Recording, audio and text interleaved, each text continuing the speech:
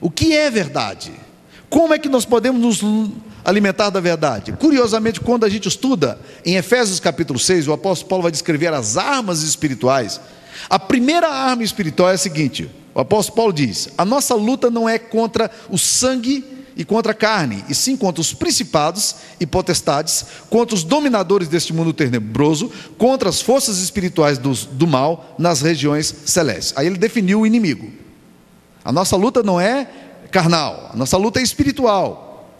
Mas aí ele diz, inspirado pelo Espírito Santo: portanto, como nós vamos ter que enfrentar essa luta, ele diz: portanto, tomai toda a armadura de Deus.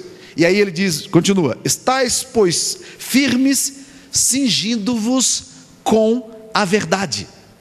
Ele diz que a primeira arma que nós temos que usar é a arma da verdade. Cingir é você amarrar, envolver o seu corpo, porque era assim que as pessoas faziam. Elas usavam roupas compridas, e quando elas iam fazer longas caminhadas, amarravam o cinto e cingiam-se com esse cinto.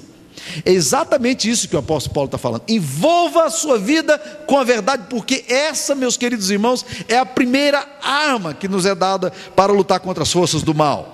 Nós precisamos nos nutrir da verdade, devemos nos cingir com a verdade, literalmente envolver o nosso corpo com esse cinturão, porque a nossa primeira batalha, ela é conceitual, ela é filosófica, ela é epistemológica. Se você não se alimentar com a verdade, você perdeu a sua batalha espiritual. O que é que você crê? O que é que você professa? Você quer saber o que você crê e o que você professa? É só fazer uma perguntinha simples demais para você. O que é que faz sentido no teu coração? Quando você ouve a palavra de Deus faz sentido no teu coração ou não? Se não fizer, você não crê nisso não. Você vive aquele velho dilema de um homem que estava ouvindo o pregador todos os dias, ia para o culto e ouvia o pregador, e o pastor então pregava a palavra de Deus, e aquele homem estava lá na igreja 1 ano, 2 anos, 3 anos, e um dia o pastor se aproximou dele e disse: irmão, eu tenho visto o senhor na igreja há muito tempo, já tem uns 3 anos que o senhor frequenta a nossa comunidade, mas o senhor nunca tomou uma decisão por Jesus, o senhor nunca entregou sua vida a Jesus, por quê? Eu gostaria de entender. Ele disse: eu nunca fiz nada disso porque eu não creio em nada do que o senhor fala. Aí ele disse: como assim? Agora eu fiquei mais intrigado ainda. Como é que o senhor faz 3 anos que frequenta a igreja todos os domingos sem perder um culto, e agora vem me dizer que o senhor não acredita em nada daquilo que eu prego? Ele disse: não, eu não acredito em nada daquilo que o senhor prega. Ele disse: então agora você me diga, por que você está vindo à igreja se você não crê em nada daquilo que eu prego? Ele disse: por uma razão muito simples. É que eu gosto de ver gente que prega com convicção. Eu venho aqui porque o senhor crê nisso que o senhor fala. Eu não creio, mas o senhor crê. Meus amados irmãos, o que é que norteia o seu pensamento? O que é que nutre a sua alma? O que nutre o seu coração? Onde é que estão os fundamentos da sua existência? Se você não crê e não se alimenta da verdade, o que é que está nutrindo o seu coração? Há muitas pessoas que não se nutrem da verdade, porque não sabem sequer o que é verdade. E eu tenho dito o seguinte, meus queridos: se você não se convencer intelectualmente de que o cristianismo vale a pena, e que, se levar das últimas consequências, ele faz sentido, ele é lógico, você nunca será um bom cristão. No máximo você vai se tornar um bom religiosinho, sabe? No máximo vai vir aqui na igreja, vai até se sentir algumas emoções eventualmente, mas nada além disso. O texto da palavra de Deus diz: habita na terra, alimenta-te da verdade. O que é que está nutrindo o nosso coração? Em que é que você crê? Onde estão firmados os seus pressupostos? Os seus valores estão baseados em quê? Em quem? Onde é que você está nutrindo sua alma?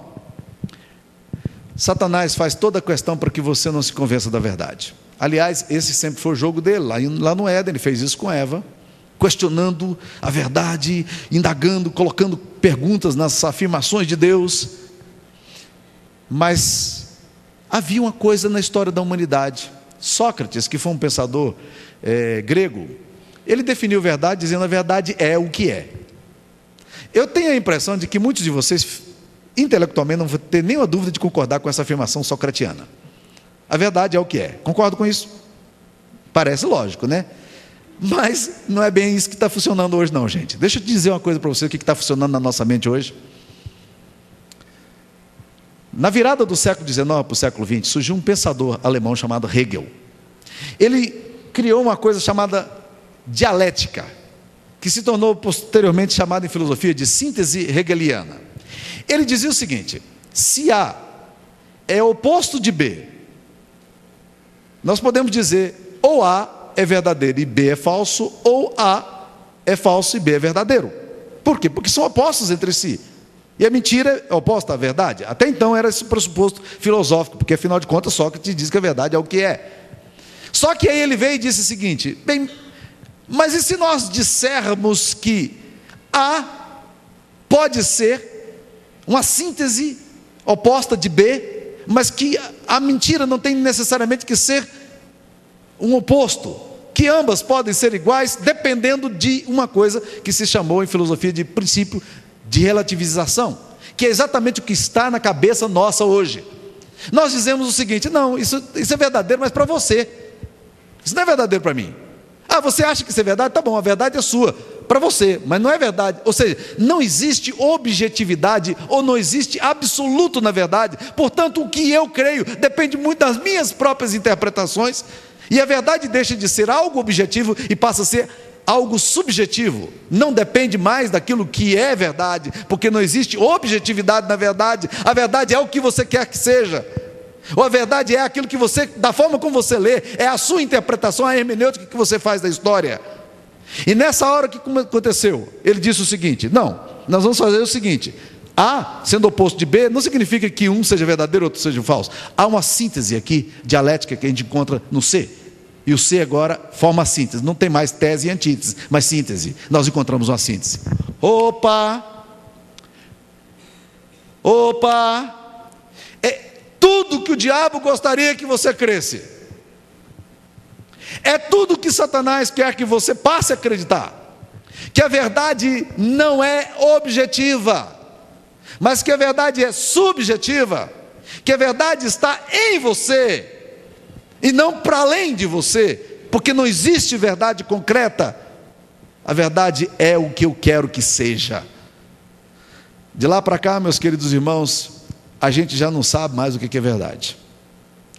E eu me lembro bem de um livro do C.S. Lewis, o último livro dele, chamado A Última Batalha, da série Nárnia, em que ele conta que um jumento estava muito preocupado com todas as pessoas da selva, porque Aslan, que era o grande deus, a representação do deus da floresta, Aslan estava vivendo um tanto quanto sumido, não estava aparecendo, e eles estavam esperando Aslan, e Aslan não vinha, não aparecia, e as pessoas estavam muito ansiosas, e começou a haver um certo buchicho na selva, uma certa maledicência na selva, e o jumento chamou o macaco, e disse: macaco, toma posição, porque o negócio está ficando sério.